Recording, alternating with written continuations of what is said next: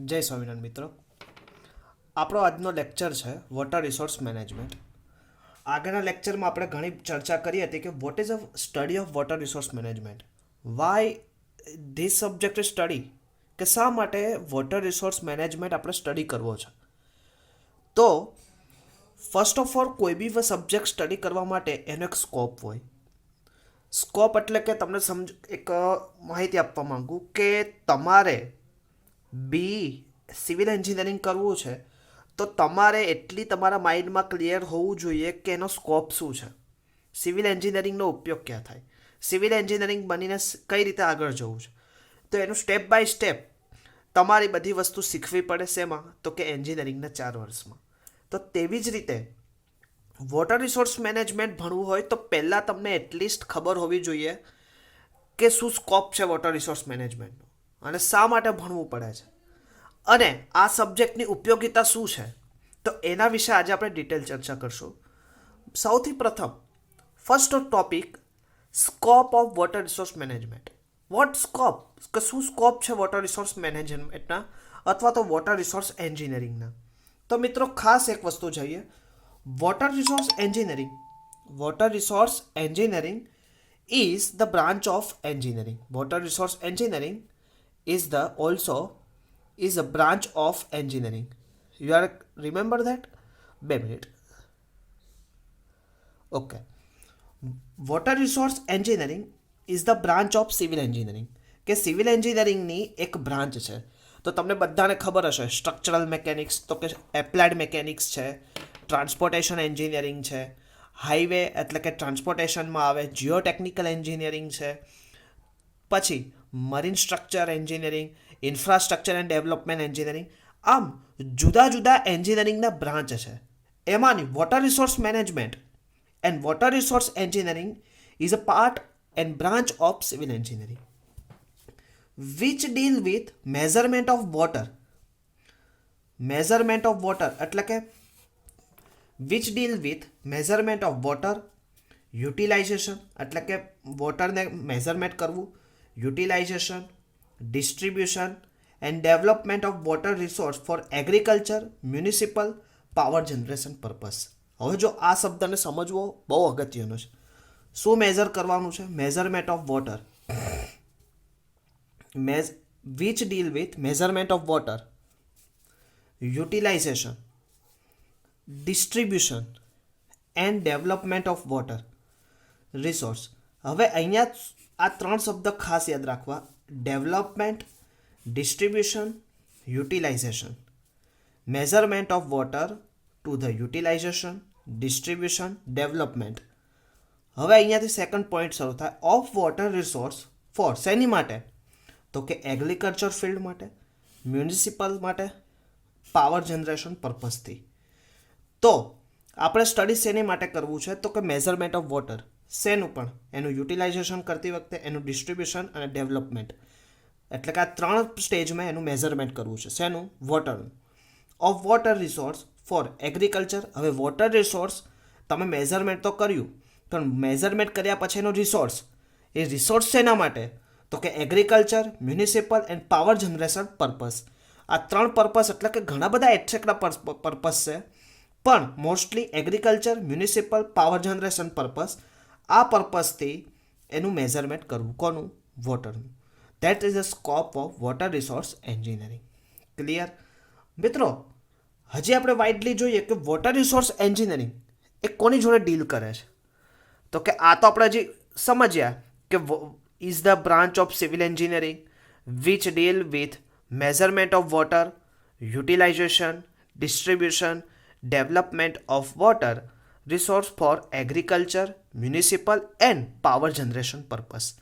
પણ મિત્રો એક વસ્તુ સમજવા જેવું છે કે water resource engineering is also deal with other more than factor that can be directly or indirectly affect on the water resource engineering.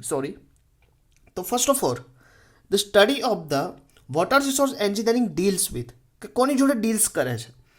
તો કે સૌથી પહેલાં આપણે લોકો કોઈ જમીન લઈએ તો જમીન એમને લઈ લઈએ તો કંઈક આપણી ડીલ્સ હોય. તો કે એ ડીલ્સ શું છે? તો કે એની વિશે એવી રીતે વોટર રિસોર્સ એન્જિનિયરિંગ આપણે ભણીએ છીએ which deals with directly or indirectly that can affect on below factor, કે આ ફેક્ટર ઉપર એ ડીલ્સ કરશે. તો એની વિશે આપણે ચર્ચા કરીએ. તો water resource engineering are deals with WRE, water resource engineering deals with the totally below than factor. First of all, planning, designing, construction of hydraulic structure like dam, weir, barrage, canal, hydropower station and pipe network etc. ઘણું બધું આવે. પણ એનું શું કરીએ છીએ આપણે? Planning, design અને construction. Planning, design and construction purpose is a deals. Planning, design and construction is a deals with water resource engineering. કોઈ બી વસ્તુનું પ્લાન કરવું હોય, ડિઝાઇન કરવું હોય, કન્સ્ટ્રક્શન કરવું હોય, શેની માટે? Hydraulic structure, dam, barrage, weir, hydro electric power plant and pipe network. હવે તમને બધાને ખબર તો કે આ બધી વસ્તુ માટે તમારે વોટર રિસોર્સ એન્જિનિયરિંગની સાથે ડીલ્સ કરવું જ પડશે. Second, sources of water. આ સોર્સિસ કે ક્યાં છે સોર્સ? તો sources of water, measurement of rainfall,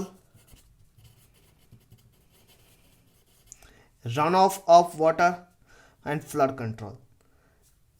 ફરીથી, સોર્સિસ ઓફ વોટર. તો કે સોર્સિસ ઓફ વોટર શોધવા માટે તમારે વોટર રિસોર્સ એન્જિનિયરિંગની ડીલ્સ કરવી જ પડશે. તો કે ગ્રાઉન્ડ સોર્સિસમાં છે વોટર, સરફેસ સોર્સ છે, which types of source that can be affect. તો કે એને તમારે શોધવો હોય તો ડીલ્સ કરવી જ પડશે. Measurement, run of, measurement of rainfall. તમારે કોઈ જગ્યા વરસાદ કેટલો પડ્યો, કેવી રીતે પડ્યો, એનું મેઝરમેન્ટ કરવું હશે. તો એની માટે પણ water resource engineering is important subject. Run of. Run of એટલે શું થાય કે ઘણી વખત તમે બધાએ જોયું હશે, વરસાદ પડે. હવે વરસાદ પડે એટલે બધું પાણી એવું જરૂરી નથી કે જમીનની અંદર ઇન્ફિલ્ટ્રેટ થઈ જાય, કે જરૂરી નથી કે બધું પાણી ઇવાપોરેટ થઈ જાય. પણ જ્યારે વરસાદ પડે છે ત્યારે સૌથી વધારે પાણી શું થાય છે? રન ઓફ થાય છે. રન ઓફ એટલે કે વહી જવું. That water is run of water. તો કે એનો મેઝરમેન્ટ રેશિયો, એનું ડિસ્ચાર્જ કેટલું છે? ઘણી જગ્યાએ તમે સાંભળ્યું હશે કે ઉપરવાસમાંથી એટલો વરસાદ પડતા આટલું પાણી નીચે, આટલું પાણી ડેમમાંથી છોડવામાં આવ્યું. તો છોડવામાં આવ્યું, that is a run of water. Flood control. Flood control એટલે કે બચાવ, કે વધારે વરસાદ આવે એટલે that main purpose flood control, કે કેવી રીતે તમે નીચેના એરિયાને ફ્લડથી બચાવી શકો. That flood control is most important factor that affect the reservoir and also dam structure. કે એની માટે તમારે આ સમજવું સૌથી વધારે અગત્યનું છે કે લાસ્ટ 10 ડિકેડના તમારે ડેટા કલેક્ટ કરવા પડે, એનું ડિટેલ રિસર્ચ અને એનાલિસિસ એન્ડ સ્ટડી પર્પઝ કરવો પડે, ત્યારબાદ એ ડેમની ડિઝાઇન થતી હોય છે. And that cold the hydraulic structure. Clear? તો કે આ ડેટાને કલેક્શન કરવું, આ ડેટાનો વિષય અભ્યાસ કરવો, આ સમગ્ર કેવી રીતે અભ્યાસ કરવું, એનું મિત્રો આપણા સબ્જેક્ટમાં ડિટેલ ભણવામાં આવશે. Next, water set development. Water set development is also WRE deals. Water harvesting techniques. Water harvesting techniques એટલે કે તમને બધાને ખબર છે અત્યારે ન્યૂ ટેકનિક્સ ચાલુ થઈ છે. વોટર હાર્વેસ્ટ કરવું, એ ગમે તે રીતે કરવું, ગ્રાઉન્ડ સ્ટોરેજ કરવું, કે પછી તમે કોઈ સ્ટોરેજ ટેન્ક કરો એમાં સ્ટોર કરવું. એટલીસ્ટ કેમે કરીને વોટરને આપણે હાર્વેસ્ટ કરી શકીએ એની new techniques that can study in this water resource engineering. Soil conservation and soil reclamation એ જે તે આપણે ચેપ્ટર આવશે ત્યારે આપણે એને ડિટેલ ચર્ચા કરશું. મૂળ આપણે એટલું શીખવું હતું કે વોટર રિસોર્સ એન્જિનિયરિંગ મિત્રો એ કોની સાથે ડીલ્સ કરે છે? તો planning, designing, construction of hydraulic structure, sources of water, measurement of rainfall, runoff, flood control, water set development. This is development is a first of all development, water harvesting techniques, soil conservation and soil reclamation. યાદ રહેશે મિત્રો, water resource engineering is deals with below totally 6 factor: planning, designing, construction of hydraulic structure, sources, measurement, runoff and flood control. યાદ રાખવા માટે water set development, water harvesting techniques, soil conservation, soil reclamation. યાદ રહેશે મિત્રો? Okay, તો હવે next question આપણો આવશે મિત્રો, ખૂબ જ અગત્યનો ક્વેશ્ચન કે necessity of water resource management. Water resource મેનેજમેન્ટની જરૂર કેમ પડી, તો એ આપણે જોઈએ. તો ફર્સ્ટ ઓફ ઓલ નેસેસિટી, જરૂરી ઓફ વોટર રિસોર્સ મેનેજમેન્ટ. હવે તમને બધાને ખબર છે મિત્રો, water is precious gift of given. હવે કેવી ગિફ્ટ? એક ગિફ્ટ સમાન છે વોટર. હવે એને આપણે શું કરવું પડે છે? Nature of the human beings, એક સમગ્ર માનવી માત્ર માટે પાણી સૌથી વધારે જરૂરી છે. તો પહેલાં આપણે લખી શકીએ precious gift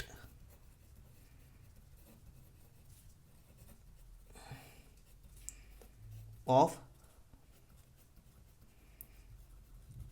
human beings.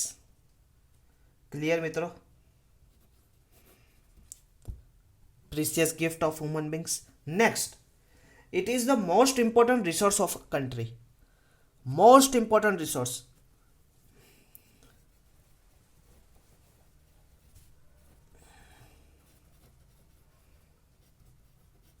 Next, and it is entire society as well. હવે પાણીનું બચાવ એક સમગ્ર વ્યક્તિ માટે ખૂબ જ જરૂરી છે. હવે પાણી તમને બધાને ખબર છે કે પાણી વગર આપણે એક જરીક પણ ચાલી શકતું નથી. તમે બધા એમાંથી પસાર થઈ ચૂક્યા છો કે ઘણી વખત પાણી નથી મળતું તો આપણે વલખા મારીએ છીએ. એક વખત ઘરેથી આપણે જોયું હોય ઘણી વખત કે 100 દિવસે એક વખત સવારના ટાઈમે પાણી જતું રહે છે તો આપણે કેટલા હડબડ થઈ જાય છે, આખી આપણી દિનચર્યામાં ગડબડ થઈ જાય છે. તો જે મિત્રો આપણા ભારત દેશમાં અમુક એવા વિસ્તારો પણ અંતરિયાળ વિસ્તારો છે કે જ્યાં હજી પણ પાણીની તંગી જેવી પ્રશ્ન થાય છે. તો એવી જગ્યાએ આ resource of country is prospective અને પ્રોસ્પરિટી માટે બહુ કામની વસ્તુ છે. કે કોઈ બી દેશને તમે વિકાસશીલ કે વિકસિત કહો, પણ એ દેશમાં અગત્યનું એક ફેક્ટર છે કે વોટર રિસોર્સ. કે તમારી પાસે વોટર રિસોર્સ માટેનું કેટલા સ્ટ્રક્ચરલ છે, તમારી પાસે એવા કયા મેથોડોલોજી છે કે તમે વોટર રિસોર્સ કરીને વાપરી શકો. કેમ કે બધાને ખબર છે સૌથી વધારે વરસાદ પડ્યા પછી જે તે વખતે 4 મહિના સુધી પેરેનિયલ સિઝન હોય ત્યાર સુધી પાણી આપણી પાસે હોય, ત્યારબાદ આપણી પાસે પાણી હોતું નથી. પણ આપણી પાસે એવા રિસોર્સની સૌથી વધારે ગરજ છે કે જે પછીના 4 મહિના પછીના મહિનાઓ માટે પાણીને સ્ટોર કરી શકે અને એનો આપણે યુઝ કરી શકીએ. આપણી માટે ખુશીની વસ્તુ છે કે આપણી નજીકમાં જ આ વસ્તુ જોવા મળે. આપણે દૂર તો પછી સરદાર સરોવર તો આપણું આખા દેશનું મોટું એક્ઝામ્પલ છે, પણ આપણી નજીકમાં જ સાબરમતી રિવર. હવે જોઈએ કે સાબરમતી રિવર આજથી 2004 પહેલાં, 2004 મને ખાસ યાદ છે, 2004 પહેલાં સાબરમતી રિવર ઉપર આપણે જોવા જઈએ તો આપણને સમગ્ર આમ જોવી ના ગમે. અને આખી કેવી હોય? આખું ખાલી પટ હોય, લોકો અંદર વોકિંગ કરતા હોય. પણ આજે જે સાબરમતી રિવર તમે જોવો છો કે 12 માસ પાણીથી ભરેલી હોય છે. Is a reason of water resource engineering. Is a man resource and deals with water resource engineering. કેમે કરીને આ થઈ શકે તે એ તમારે આ સબ્જેક્ટમાં ભણવાનું છે. મિત્રો ખાસ એક ઇન્ટરેસ્ટ ડેવલપ કરો. કોઈ બી સબ્જેક્ટ હોય જો ઇન્ટરેસ્ટથી તમે ભણશો ને તો એમાં તમને મજા આવશે. એટલે ઇન્ટરેસ્ટ ડેવલપ કરો. એક અંદરથી એક શક્તિ હોય જ છે આપણામાં, પણ એ શક્તિને આપણે બહાર નથી લાવતા. એટલે મિત્રો ખાસ એક ઇન્ટરેસ્ટ ડેવલપ કરો. નેક્સ્ટ, હવે તમને બધાને ખબર છે no life is possible without water. No life possible without water. આપણે બધાને ખબર છે. Clear? No life possible without water. Next આપણે જોઈએ. હવે it is unique position among the other nature resource like fuel, mineral, livestock, etc. because of country cannot survive without water. તમારી પાસે તેલના કૂવાઓ હશે, તમારી પાસે ફ્યુલ હશે, તમારી પાસે સૌથી વધારે ન્યુક્લિયર પાવર પ્લાન્ટની શક્તિ હશે, પણ એ દેશને પણ પાણી વગર નહીં ચાલે. હવે તમને બધાને ખબર છે સાઉથીની સિટીઓ કે એમાં તેલનો ભંડોળ સૌથી વધારે, પણ પાણીની ખામી. તો કે પાણીનું આયાતિંગ કરવું પડે. એ તો પણ નવી નવી ટેકનિક્સો યુઝ થઈ તો ખારા પાણીનું એ લોકોએ કરવાનું શરૂ કર્યું. બટ એ પણ કેટલું કોસ્ટલી કંઈક ટેકનિક્સનો યુઝ કર્યો. That techniques is also in study in water resource engineering. Clear? તો લખી શકીએ તો કે રિસોર્સ ઓફ વોટર તમને ઘણી બધી બીજી સવલતો મળે, પણ water is important to the all the human beings. તો necessity of water resource management તો એ તમને ખબર પડશે. ક્લિયર? હવે અત્યારે આપણે શું સ્ટડી કર્યું? First of all scope of water resource management. Next water resource engineering કોની સાથે ડીલ્સ કરે છે. And third necessity of water resource management. મિત્રો હવે આપણે આગળ ભણવું છે કે સર વોટર રિસોર્સ મેનેજમેન્ટનો તમે વાત કરો છો, પણ આપણને હજી થોડુંક જાગતા ન મળતું હોય તો હજુ તમને થોડુંક કહેવા માગું છું. The distribution of water on અર્થ, કે અર્થ ઉપર પાણી કેટલું છે, પાણીનું ડિસ્ટ્રીબ્યુશન કેવી રીતે થયું છે, તો એના વિશે આપણે ચર્ચા કરીએ.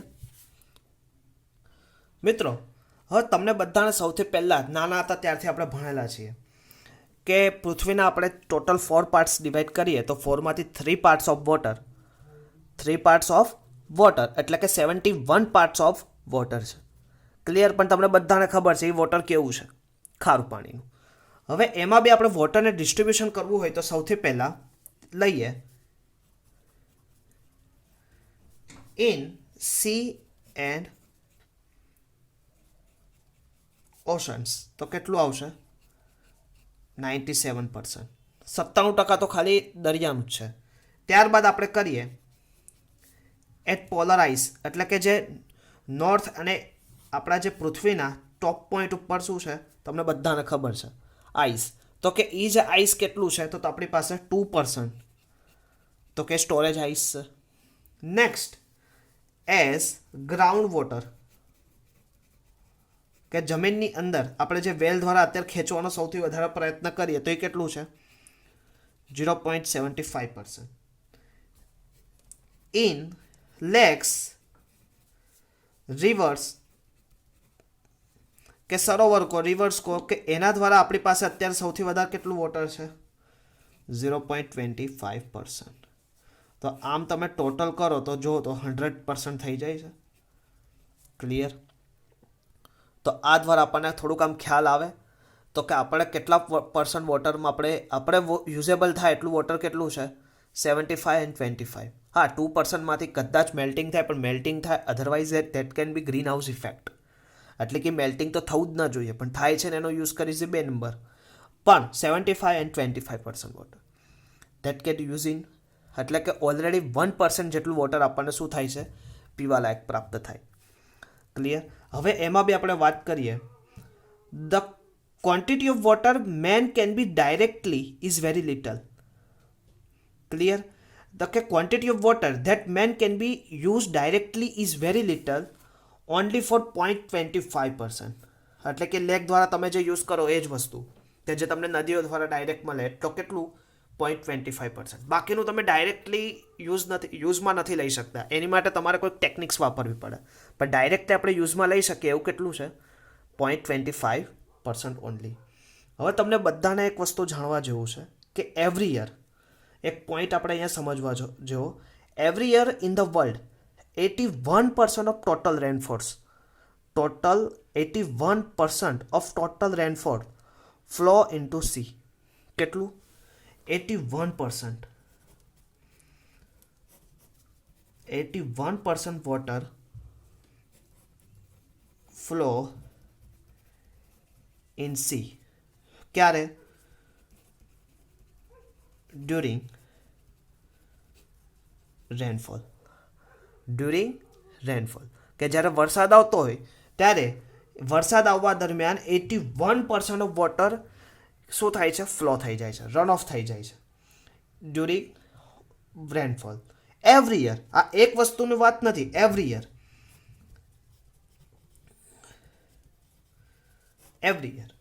હવે in India out of the total surface runoff, હવે આપણે ઇન્ડિયાની જ વાત કરીએ તો આપણી પાસે ટોટલ સરફેસ રનઓફ કેટલું છે?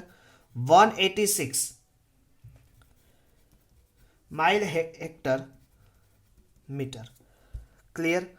હવે એમાંથી આપણે ખાલી 55 મિલિયન હેક્ટર મીટર એનું શું કરીએ છીએ આપણે, ફ્લો ઇઝ યુટિલાઇઝ, 55ને આપણે ફ્લોને યુટિલાઇઝ કરી શકીએ. બાકીનો હવે તમે જો 186માંથી 55 એટલે કે હજી પણ 110 જેવું શું થાય છે, 130 વોટર ફ્લો થઈ જાય છે ઓશનમાં. તો કે આ જે વોટર છે એને આપણે હજી બચાવવું પડે. ક્લિયર? તો એની માટે હજી બી આપણે ઘણી બધી નદીઓ પર ડેમ કન્સ્ટ્રક્ટ કરીએ, રિઝર્વોયર કન્સ્ટ્રક્ટ કરીએ કે જેનાથી એ વોટરને આપણે શું કરીએ, બચાવી શકીએ અને એનું આપણે રિસોર્સ તરીકે પછીના સમયમાં યુઝ કરી શકીએ. નેક્સ્ટ, હવે સૌથી બીજું આપણે વાત કરીએ કે irregularity in rain.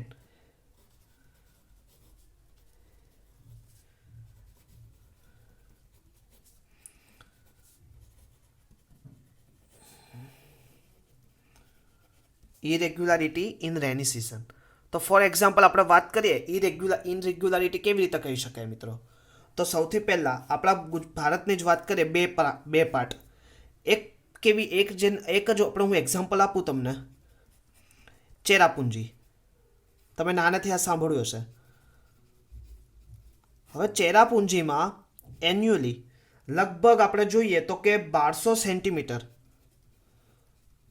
On an average 1200 centimetre water આવે. 1200 સેન્ટીમીટર એટલે કે ફૂટપટ્ટીથી તમે માપો તો આપણી ફૂટપટ્ટી તમારી 15 સેન્ટીમીટર, એવી રીતે 1200 સેન્ટીમીટર વોટર એકલા ચેરાપુંજીમાં પડે છે.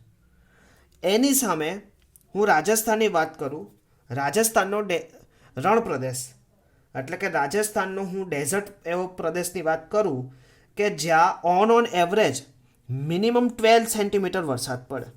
હવે આ બંનેનું જો તમે ઇરેગ્યુલારિટી એટલે કે ઇરેગ્યુલારિટી તો કે એન્યુઅલી રેનફોલમાં ઇરેગ્યુલારિટીને બી આપણે એક મોટો ફેક્ટર ગણી શકીએ. અને બીજું factor due to over population, આને બી આપણે એક ફેક્ટર તરીકે કન્સિડર કરી શકીએ. ઓવર પોપ્યુલેશન તો કે તમને બધાને મિત્રો ખબર છે કે દિવસે ને દિવસે આપણે બધાને એક તો શહેરમાં આવું ગમે છે. હવે શહેરમાં લોકોનો વસવાટ વધતો જાય, સંખ્યા વધતી જાય, પોપ્યુલેશન ઇન્ક્રીઝ થતું જાય, તો એની સામે આપણે વોટરને બી શું કરવું પડે, ફ્લો ડિસ્ટ્રીબ્યુશન માંગ વધે. ખબર પડી? તો કે એની સામે આપણી પાસે એટલું વોટર જ નથી હોતું. હવે એની સામે જેટલું જરૂર હોય એની કરતાં ડિમાન્ડ વધી જાય તો એની સામે શું કરવું પડે, સપ્લાય વધારવો પડે. પણ સપ્લાય હોય જ નહીં તો વધારવું ક્યાંથી? તો કે આખી સપ્લાય ચેનમાં શું થાય, તૂટી જાય. તો એની માટે વાત કરીએ તો કે એક રિસોર્સ આપણી પાસે હોવો જરૂરી છે. પછી નકર શું કરવું પડે કે કાપ મૂકવો પડે, બીજા વિસ્તારને ટાઈમ ટુ ટાઈમ આપવાનું ચાલુ કરવું પડે. એટલે બીજા રસ્તાઓ ઘણા બધા હોય પણ સપ્લાય ચેન કન્ટિન્યુઅસલી બ્રેક થઈ જાય. તો કે due to over population and higher usage level. એક તો ડ્યુ ટુ ઓવર પોપ્યુલેશન અને બીજું હાયર યુસેજ લેવલ. હવે તમને બધાને ખબર છે, પહેલાં આપણે લોકો ડાયરેક્ટલી જ તમને કહી દઉં, આપણે બાથની વાત કરીએ તો પહેલાં આપણે લોકો કેવું સિમ્પલ બાથ લેતા, આજે શાવર લઈએ તો પાણી વધારે જાય. બીજું આપણે વાત કરીએ, આપણે લોકો તમને બધાને ખબર છે આપણે જઈએ ટોયલેટ. હવે ટોયલેટમાં પહેલાં આપણે ટોયલેટ જે યુઝ કરતા તો એમાં તમને બધાને ખબર છે ટબને બાલ્ટી લઈને જતા, એમાં કોઈ હસવાની વસ્તુ નથી. પણ આજે આપણે બધાના પાસે શું આવી ગયા, ફ્લશ. હવે ફ્લશને લીધે શું થયું, વોટર વધારે યુઝ થયું. એટલે કે આપણે લોકો મોડર્નાઇઝેશન બનતા ગયા, પણ મોડર્નાઇઝેશનને લીધે આપણે લોકો શું કર્યું, વોટરને ઘણી રીતે ગેરઉપયોગ કરી દીધો. હવે તમને બધાને ખબર છે કે જે વોટર એ યુઝ થયું, ચલો આપણી પાસે ટેકનિક્સ છે, પણ ટેકનિક્સની સામે જે આપણે ફર્સ્ટ ઓફ ઓલ આપણે એને બચાવી શકતા હોય એમાં તો આપણે કાચા પડ્યા ને. તો કે શું થયું, due to over population, high usage level of water in urban area, water supply agency are unable to cope up the demand. એ ડિમાન્ડને પહોંચી વળવા માટે શું થઈ, અશક્ત બની. અને એની માટે પછી આપણે શું કરવું પડ્યું, સરફેસની સરાઉન્ડિંગમાં like dams, river, reservoir etcetera, that is શું થયું, ડિમાન્ડને પહોંચી વળવા માટે અસક્ષમ રહ્યા. તો એની માટે તમારે શું કરવું પડ્યું, ડ્રેજિંગ કરવું પડ્યું અને ગ્રાઉન્ડ વોટર સપ્લાયનો શું કરવું પડ્યું, યુઝ કરવો પડ્યો. Ground water supply additionally use. હવે આમ તો આ ગ્રાઉન્ડ વોટર સપ્લાય શેની માટે હતું કે એક સ્ટોરેજ ઓફ ધ વોટર, પણ આજે આપણે આ પહોંચી વળવા માટે આપણે શું કરવું પડ્યું, એનું સ્ટોર કરવું, એનું સ્ટોરેજનું આપણે શું કરવું પડ્યું, યુઝ કરવું પડ્યું. This is lead of digging of individual ton well by house owner. Replacement of groundwater has disturbed drastically reduced due to paving of open area. Thereof domestic uses, industrial uses, health, electrical generation, transportation. The management of water resources is very important. કે સૌથી વધારે કઈ જગ્યાએ તો કે domestic use છે, ઘરઘરાવ use, industrial use, health, electrical generation, transportation, આવી ઘણી બધી જગ્યાએ વોટર રિસોર્સ મેનેજમેન્ટની સૌથી વધારે જરૂરિયાત છે. તો main reason of increase water demand, કે એવું તો શું મેન રીઝન છે, કયા રીઝન છે કે જેની આપણે વોટર ડિમાન્ડ વધી, તો કે એને આપણે કારણો થોડાક સમજી લઈએ. તો કયા કયા છે, તો કે main reason of increase water demand is, તો ફર્સ્ટ ઓફ ઓલ તમને બધાને ખબર છે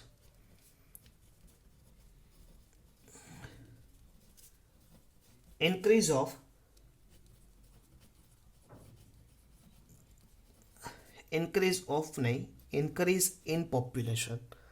Clear? Second, urbanization.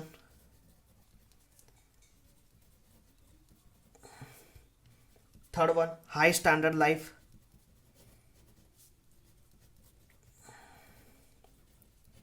લોકોની સ્ટાન્ડર્ડ લાઈફ, હમણાં ઉપર જ ચર્ચા કરી, high standard lifestyle, over irrigation,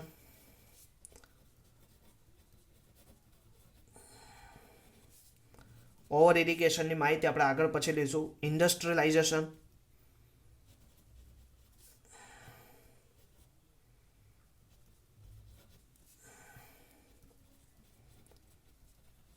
lake of proper planning,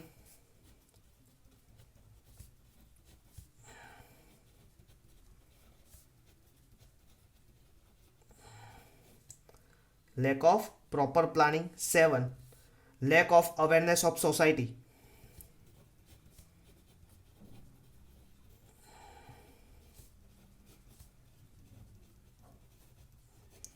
તો કે આપણે લોકો ફર્સ્ટ ઓફ ઓલ હવે પાણીને બચાવવું હશે તો સૌથી પહેલાં આપણે જ જાગવું પડશે.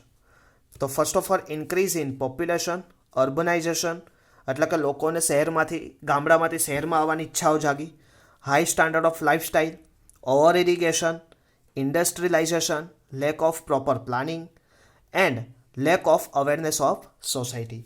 બીજા આપણે વાત કરીએ next, lack of provision of rules and regulation. Lack of provision of rules and regulation. આ તો મિત્રો પછીથી ખબર પડી એટલે આપણે લોકો શું કર્યું, પાણીને બચાવવા માટે સોસાયટી આપણે મીટરો પ્રોવાઈડ કરીએ, પણ પહેલાં આપણને આવી કોઈ ઈચ્છા હતી નહીં, એટલે પાછળથી આપણે બધું ઘણા બધા રૂલ્સ એન્ડ રેગ્યુલેશન લાવ્યા, પણ એનાથી આપણને ઘણો બધો ફાયદો થયો.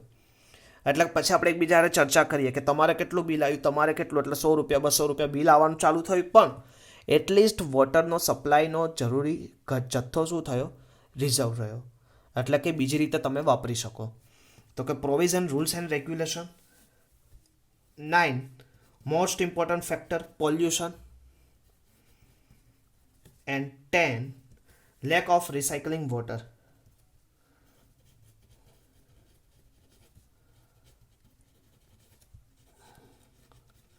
આ પોઈન્ટ બી અગત્યનો છે કેમ કે આપણી પાસે રિસાયકલિંગ વોટરનો જથ્થો હજી એટલો ખાસ આપણને મળતો નથી કે જેથી આપણી પાસે શું થાય, વોટરનું જે આપણે જરૂરી હોય એની કરતાં શું થાય, વધારે પડતો આપણે વેસ્ટ જાય. એટલે કે રિસાયકલિંગ યુનિટની બી હજી અત્યારે આપણા દેશમાં સૌથી વધારે જરૂર છે. તો મિત્રો આજે આપણે શું ચર્ચા કરી, તો કે scope of water resource management, water resource engineering કોની સાથે ડીલ કરે છે, વોટર રિસોર્સ મેનેજમેન્ટની શું જરૂરી શા માટે છે, ડિસ્ટ્રીબ્યુશન ઓફ વોટર ઓન અર્થ કેવી રીતનું છે, શા માટે જરૂરી છે વોટર રિસોર્સ મેનેજમેન્ટ, એની આપણે ડિટેલ ચર્ચા કર્યા બાદ લાસ્ટમાં અત્યારે આપણે મેઇન ટોપિક કે જે જીટીયુમાં સૌથી વધારે ક્વેશ્ચન પૂછી આપે છે, the main reason of increasing water demand. Main કયું રીઝન છે કે ઇન્ક્રીઝિંગ વોટર ડિમાન્ડ, એની વિશે આપણે ચર્ચા કરી. તો નેક્સ્ટ ટાઈમ જ્યારે આપણે આવશું ત્યારે મિત્રો aspect of water resource management વિશે ડિટેલ ચર્ચા કરશું. ત્યાં સુધી મિત્રો જય સ્વામિનારાયણ.